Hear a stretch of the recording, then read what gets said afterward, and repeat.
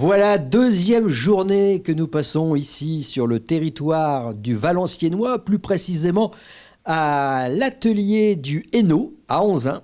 Nous avons le soleil avec nous et deux invités. Alors, nous avons Didier et nous avons Christophe.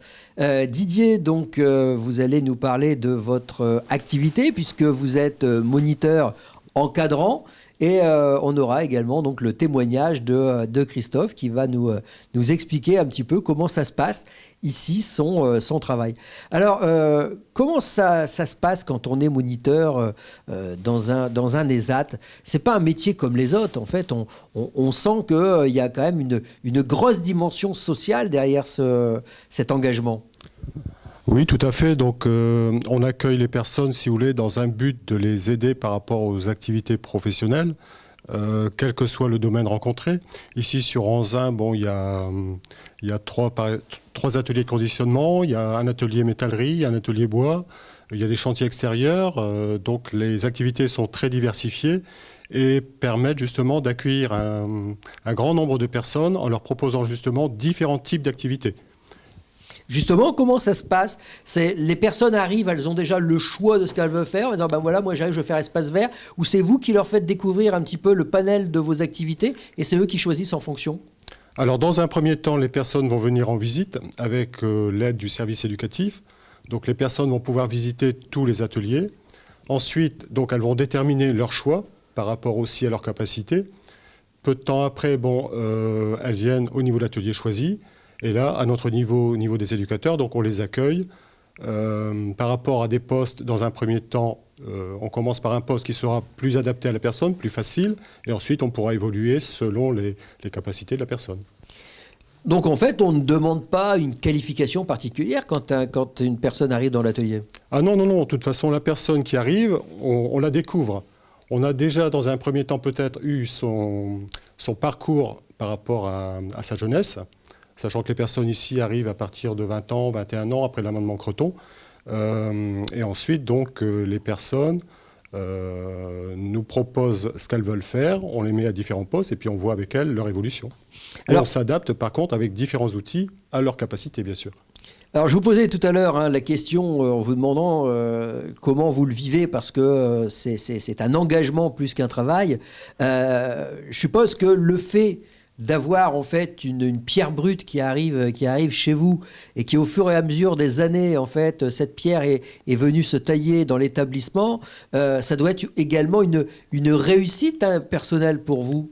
Moi, c'est totalement une réussite, sachant que je me souviens, j'ai des petits exemples comme ça, où je me souviens de personnes, par exemple, à qui on proposait un poste, le poste faisait peur, et le fait justement de les accompagner au quotidien, si vous voulez, ça a permis justement d'affranchir cette peur, et ensuite, ces mêmes personnes, aujourd'hui, sont les meilleures personnes qui travaillent à ce poste, alors qu'au départ, il y avait une appréhension pour elles. Comment vous les montez en compétences? Si vous voulez, aujourd'hui, on a des outils. On a aussi des formations qui sont en extérieur de l'établissement.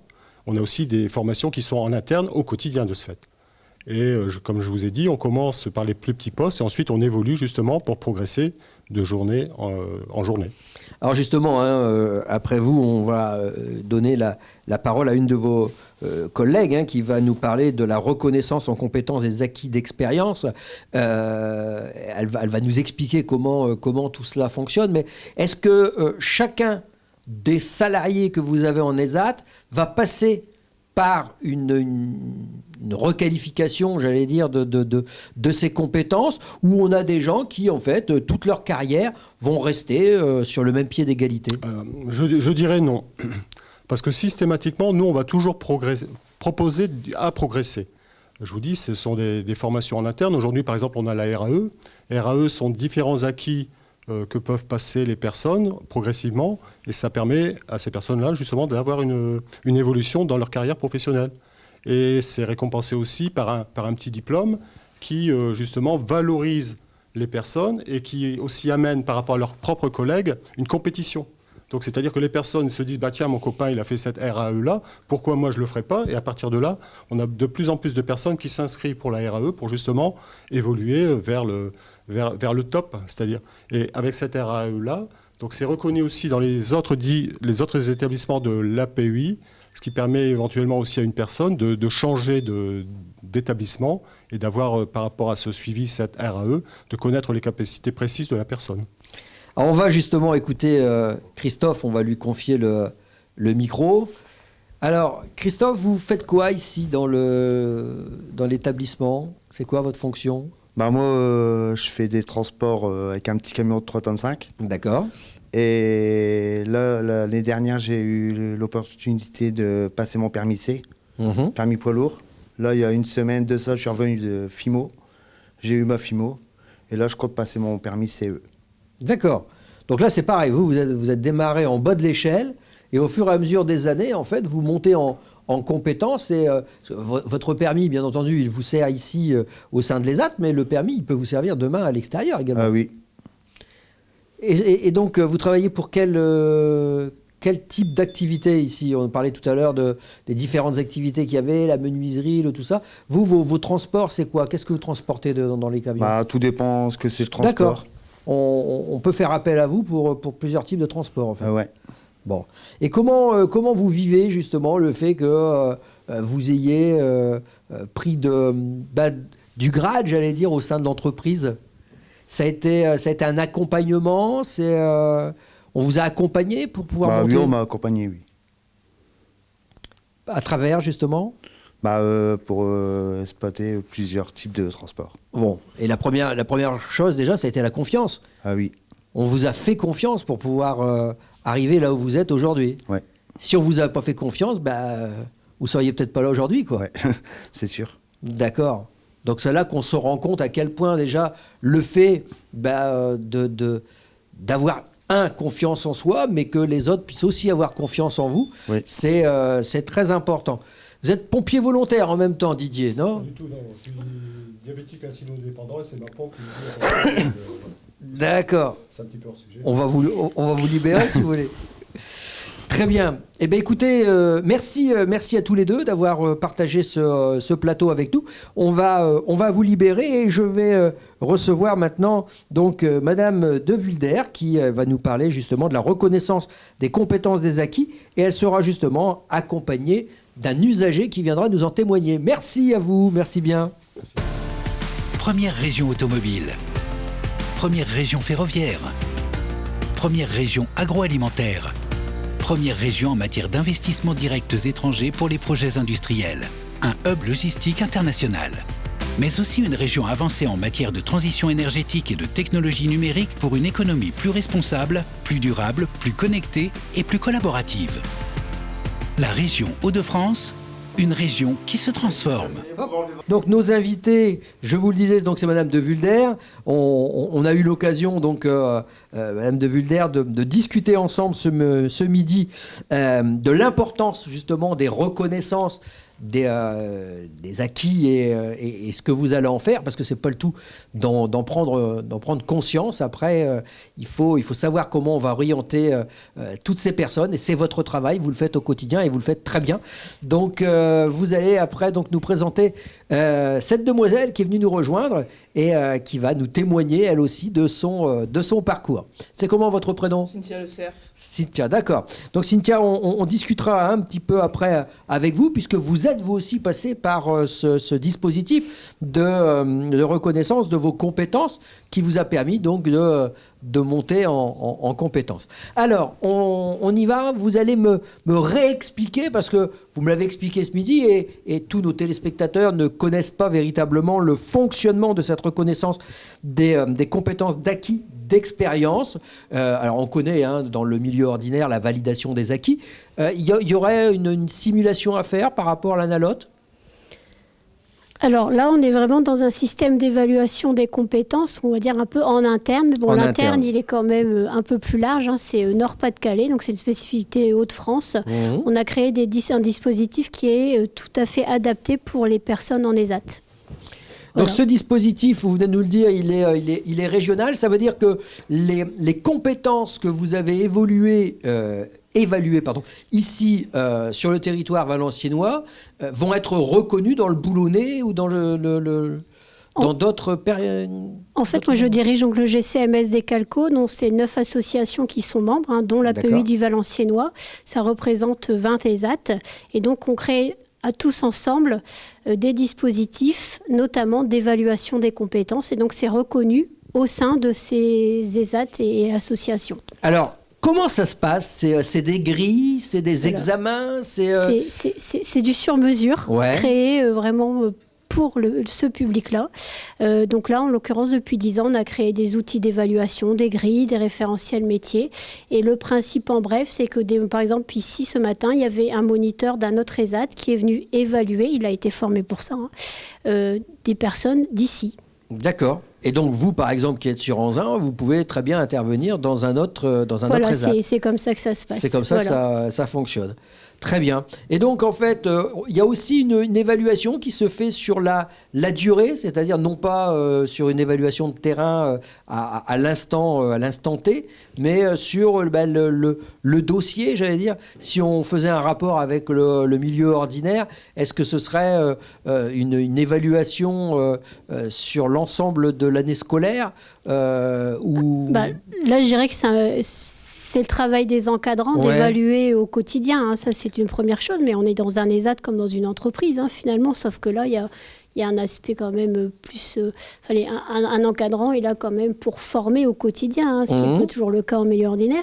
Donc, il y a ça, il y a notre système d'évaluation des compétences, et après, il y a l'accès à la formation via des centres de formation classiques, l'accès à la qualification, etc. Tout ça, c'est vraiment du quotidien et du long terme, et j'ai envie de dire, c'est un peu de la dentelle, on fait du sur-mesure pour chaque personne. D'accord. Alors, expliquez-nous, par contre, en quoi c'est important, cette reconnaissance de l'acquis d'expérience?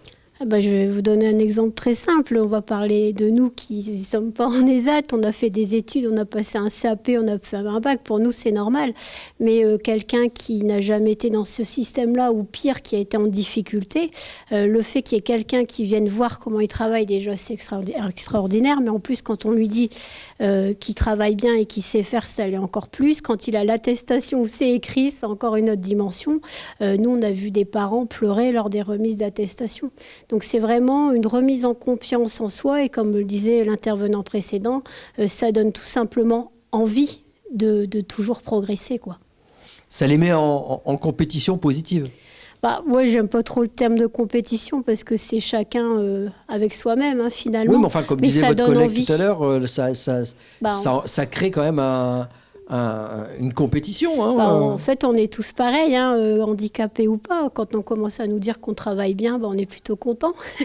Puis on a envie qu'on nous le dise encore et encore. On a envie de progresser. Donc voilà, c'est ça. C'est la RAE, c'est cette première marche-là, en fait. Alors moi, ce que je retiens du coup de cette reconnaissance, compétence, acquis, expérience, c'est véritablement le mot de reconnaissance, parce que c'est vraiment le pilier sur lequel, en fait, tout ça se repose.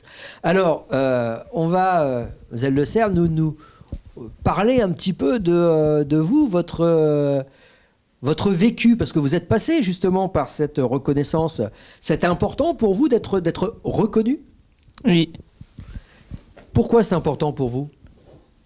J'ai décidé de faire une compétence RAE pour prendre un métier, de travailler dans un magasin à Zeman sur Anzin. Un Zeman? Ouais. Et donc, ça vous a apporté quoi, le fait de pouvoir passer cette reconnaissance? Un diplôme supplémentaire, ou plutôt pour vous, de se dire, j'en suis capable et on a reconnu que je suis capable? Pour un diplôme supplémentaire. D'accord. Et du coup, vous démarrez quand chez Zeman? Pas tout de suite. Bon. Là, pour l'instant, vous avez passé les entretiens? Pour l'instant, je continue toujours la RAE des acquis. Je continue. D'accord. Et quand vous aurez terminé avec eux, c'est là où vous allez pouvoir aller postuler, c'est ça, chez Zeman? J'aimerais bien. Non, j'ai jamais été travailler dans un milieu ordinaire. Mais par contre, c'est votre souhait? Ouais. D'accord. Très bien. Eh bien, écoutez, merci pour ce témoignage. On va revenir à vous, si vous le voulez bien. Donc, Madame de Vulder, des personnes comme mademoiselle, vous en avez combien à l'année? En fait, au niveau de toute l'association, ça fait 3500 personnes. Les 20 ESAT, ça représente 3500 personnes. Non, mais ça veut dire que tout le monde, en fait, passe par le dispositif. Tous ceux qui le souhaitent. tout simplement. C'est un dispositif auquel tout le monde... Tout le monde a droit, tout le monde peut le demander. Puis, voilà. D'accord, et écoutez, merci de nous avoir apporté votre éclairage sur ce dispositif. Donc on l'aura compris, c'est un dispositif qui se fonctionne régionalement.